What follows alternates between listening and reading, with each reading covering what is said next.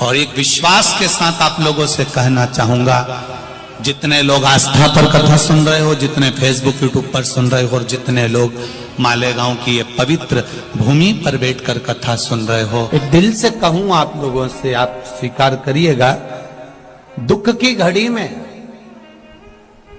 कोई आए चाहे ना आए, अगर आपने दिल से, कर्जा हो गया, समस्या विकट हो गई, तकलीफ बढ़ गई, दुख बढ़ गया, आप शंकर भगवान के मंदिर में जाकर, ये जरूरी नहीं है कि आप सीहोर आए या कहीं जाएं, आप तो आपके घर के पास में जो शिव मंदिर हो, उस मंदिर में एक लोटा जल चढ़ाना चालू कर दो, वो धीरे धीरे दुख काटना प्रारंभ कर दे, काटेगा दुख। बस जल चढ़ाने का एक नियम है शिव जी का। शंकर भगवान को जो जल चढ़ाया जाता है दुख काटने के लिए, तकलीफ काटने के लिए, कष्ट मिटाने के लिए, तो एक नियम है शंकर भगवान का जल चढ़ाने का जो नियम है। जैसे ये गौल जलाधारी है, यहां से पानी गिरता है, ये शिवलिंग है, ये दो जो भगवान का पानी जहां बहकर जाता है ये गोल में से, तो यहां जो स्थान है, ये सीधे भाग पर गणेश जी विराजमान है, लेफ्ट भाग में कार्तिकेय जी है, बीच में एक मोटी सी लाइन होती है जहां सुख सुंदरी है, ऊपर से जो बूंद बूंद पानी गिर रहा है वो शंकर भगवान की 5 लड़कियां हैं, जया, विषहरा, शामलीबारी, दौतली और देव। जहां गोल भाग है, जहां शिवलिंग रखा हुआ है, ये माता पार्वती जी का हस्त कमल है, जिसको पीठिका कहते हैं।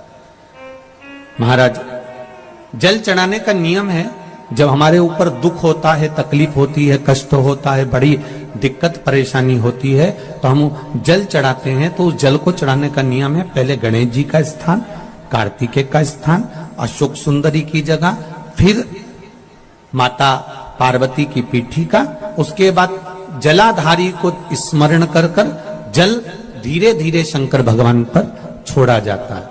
जब धीरे धीरे शिव जी पर जल चढ़ाएं, उसके बाद में आप अपने मन की कामना जब जल चढ़ाते जाएं और बाबा से कहते जाएं, बाबा रोज कामना कहने की जरूरत नहीं है, एक बार आप कामना करो और उसके बाद जल चढ़ाना प्रारंभ करो, और उसको कहना जरूर, तेरे दरबार से कोई खाली नहीं गया मेरे शंभू, मैं नहीं जानती, मैं तो इतना जानती हूं कि कंकर शंकर है और तू सुनता जरूर है। ब्रह्मा ब्रह्म लोक में है, भगवान विष्णु वैकुंठ लोक में है, पर मृत्यु लोक में मेरा देव अधिदेव महादेव है, मेरी सुनेगा जरूर। और बाबा से विनय कर कर आप आइए।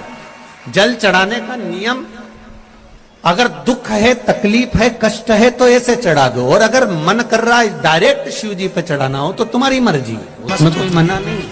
शिव तत्व किसको कहते हैं? शंकर का गुणगान, शिव का स्मरण, भगवान शंकर का मंत्र जाप किसको कहते हैं? ये वही समझ सकता है जिसके भीतर शिव समाया होगा। और एक विश्वास के साथ आप लोगों से कहना चाहूंगा, जितने लोग आस्था पर कथा सुन रहे हो, जितने फेसबुक यूट्यूब पर सुन रहे हो, और जितने लोग मालेगांव की ये पवित्र भूमि पर बैठकर कथा सुन रहे हो, आप दिल से उसकी कथा सुनना। इस वाणी का, इस व्यासपीठ का एक शब्द हो सकता है, हॉस्पिटल में पड़ा हुआ कोई व्यक्ति, कर्जे में डूबा हुआ कोई व्यक्ति, गलत व्यसन में पड़ा हुआ कोई व्यक्ति को आपके द्वारा निकली हुई वाणी से भी बाहर निकाल सकता है। जैसे उस मां को कहा किसी ने, सीहोर वाला महाराज कहता है एक बार चले तो जा शंकर जी के मंदिर में, उसने पत्र में लिखा।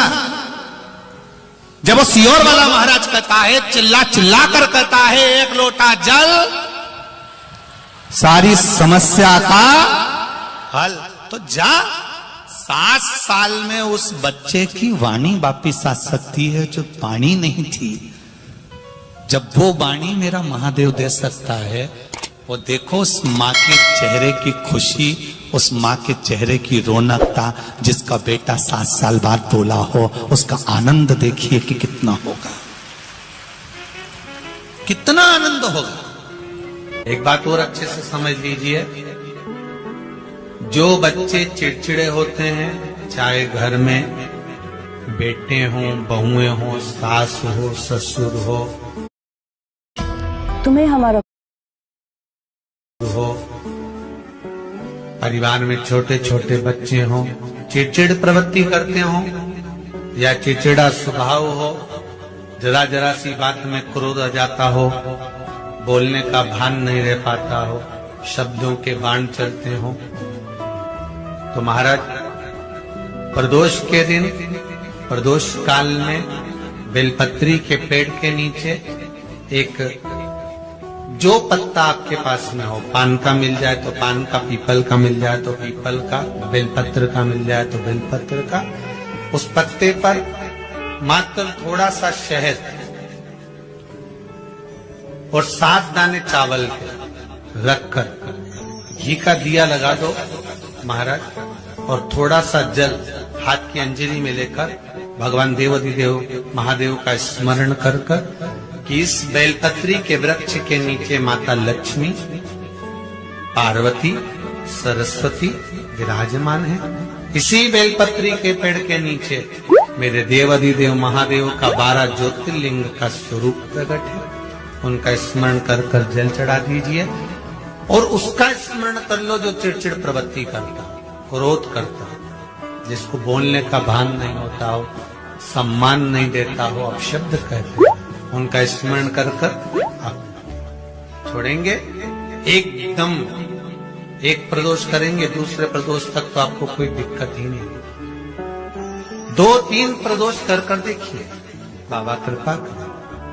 3 जगह पर अगर कोई बीमारी ऐसी हो गई कि वो समाप्त नहीं हो रही, बड़ी बड़ी तकलीफ, मतलब एक बार दवाई अगर चालू हो गई तो दवाई बंद ही नहीं हो रही है, तो उसके लिए आपको 3 जगह पर जल चढ़ाना प्रारंभ कर दो। मात्र 1 हफ्ते से ज्यादा चढ़ाना भी नहीं पड़ेगा।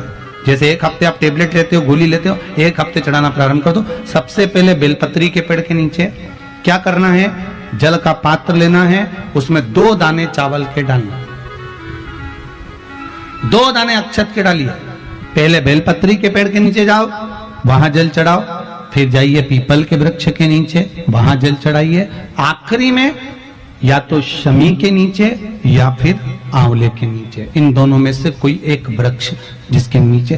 पर 1 हफ्ते अगर आपने आंवले में चढ़ाया है तो आंवले में ही चढ़ाना, शमी में चढ़ाया है तो शमी में चढ़ाना है। ये बदल के मत चढ़ाना कि आज मैं शमी में चढ़ा देती हूँ, कल आंवले में चढ़ा दूंगी, ऐसा नहीं। शंकर भगवान पे चढ़ा हुआ जल जो बहकर जाता है उसको 3 जगह पर जरूर लगाना चाहिए। ध्यान से सुनिएगा। 9 ग्रह जो शरीर पर राहु, केतु, मंगल, बुध, शनि परेशान करते हैं, उसकी समाप्ति के लिए शिव पर चढ़ा हुआ जल नैनों पर, कंठ पर, मस्तिष्क पर, 3 जगह पर जिसके प्रतिदिन शिव पर चढ़ा हुआ जल लगता है उसको कभी 9 ग्रह परेशान नहीं कर सकते। शंकर की कृपा